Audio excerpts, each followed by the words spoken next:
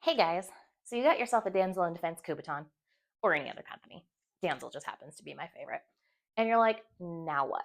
I have this sticky thing and I have no idea what to do with it. So, first thing is first, make sure you're allowed to carry it. Some states are a little bit different on what they allow or what they don't allow. So, like for example, California, you have to have it on a keychain or it's considered a weapon. Here in Nevada, it is not regulated, it's just a keychain. So, Google your laws there to be safe. Next up, you need to know how to carry it. So when you're holding it, make sure you're wrapping around it. Now, I want your thumb in, not on top. Reason being is if you hit a little too hard or something like that, you can dislocate that thumb. We don't want that. So keep it around and also make your grip a little bit stronger. And then keep it by your side.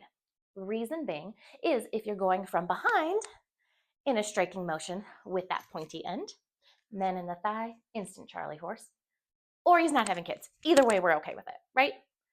Or the striking motion from the front. You're going to go for the trachea. 6 pounds will completely crush it if you can get there, or just anywhere you go will work. And I'm going to pop up this flyer. This is all of the really cool places where you can hit and the damage that it does. This even shows the different sensitivity levels of what you should be looking for. So, for example, we have super high sensitivity on the throat. We have, the groin. That's actually not as high as the throat, oddly enough. Different places like that. So make sure you check it out and work with it. But as always, make sure when you get your tool, you practice with it. If you just buy it and throw it on your keychain, it's just a keychain.